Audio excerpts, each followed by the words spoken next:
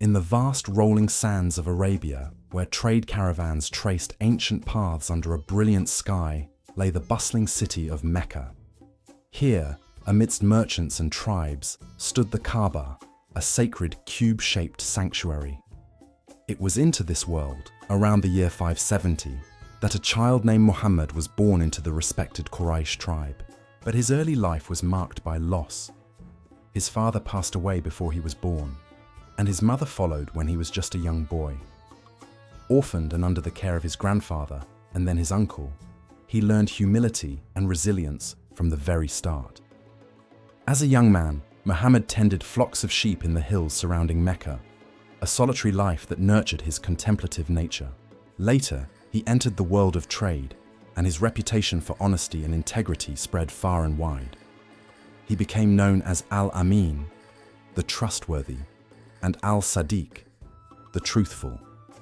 His character caught the attention of a noble and successful businesswoman named Khadija. Impressed by his virtue and wisdom, she proposed marriage. Their union was one of love, mutual respect, and partnership, built on a foundation of shared values and deep compassion for others. Together, they were known for their generosity, always ready to help the poor and comfort the distressed. As he grew older, Muhammad felt a deepening need for spiritual reflection. He would often retreat to a quiet cave in Mount Hira, just outside Mecca, to meditate and pray. It was here, during one solitary night in the month of Ramadan, that his life and the course of history would change forever. In the stillness of the cave, a profound spiritual event unfolded. He received the first divine revelation. The words that came to him were simple yet powerful. Read, in the name of your Lord who created man from a clinging substance. Read, and your Lord is the most generous, who taught by the pen, taught man that which he knew not. This was the beginning of his journey as a prophet, the final messenger of God. Filled with awe and a sense of immense responsibility, Muhammad returned to his wife Khadija, who comforted him and became the very first person to believe in his message. He began to preach privately, then publicly, calling the people of Mecca back to the worship of the one true God.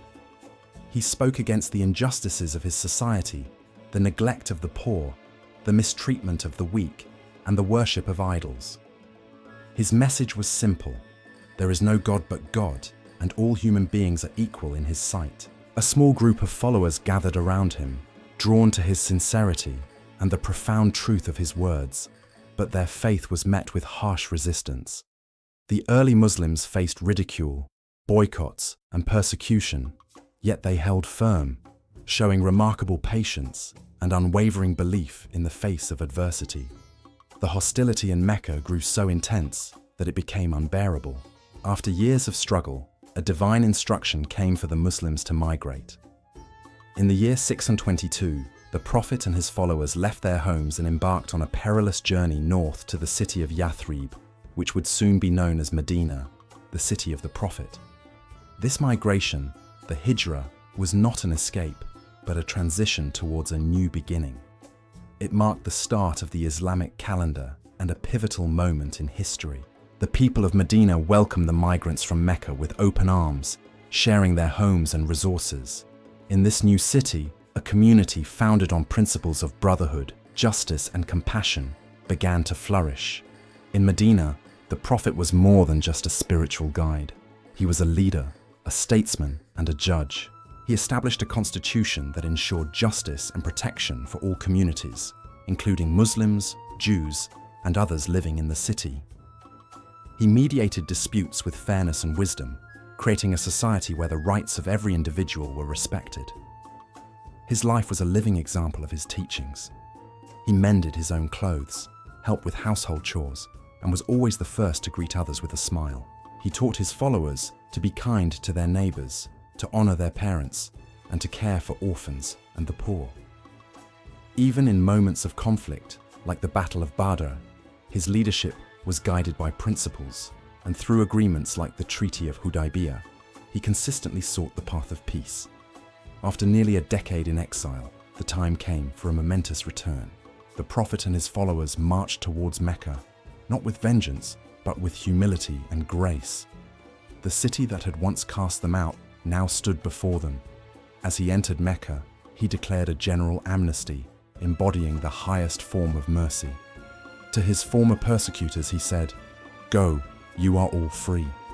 He then went to the Kaaba, the sacred house built by Abraham and his son Ishmael for the worship of one God.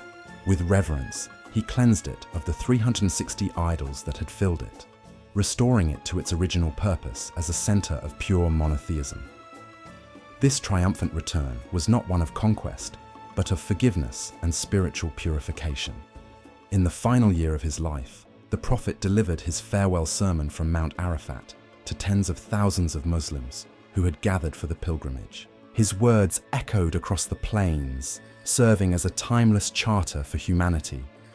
He reminded them that all people are equal, regardless of race or social status. He emphasized the importance of justice, the rights of women, and the sacredness of life and property. An Arab has no superiority over a non-Arab, he declared, nor a non-Arab has any superiority over an Arab, except by piety and good action. Shortly after, in the year 632, his earthly journey came to an end. He passed away peacefully in his home in Medina, leaving behind a legacy that would illuminate the world for centuries to come. The light of his message did not dim with his passing. It spread across continents, inspiring a civilization known for its contributions to science, art, and philosophy. From the intricate calligraphy that adorns mosques to the acts of charity performed daily by millions, his teachings continue to guide and inspire. Today, over 1 billion people turn towards Mecca in prayer, study his life, and strive to embody his qualities of mercy, compassion, and justice. He was, as the Quran says, a mercy to all the worlds, a radiant light that continues to shine in the hearts of people everywhere, a timeless reminder of the power of faith, forgiveness, and love for all humanity. Thank you for joining us on this journey. If you found this story inspiring, please like this video and follow our channel for more content that explores the beautiful tapestry of human history and faith.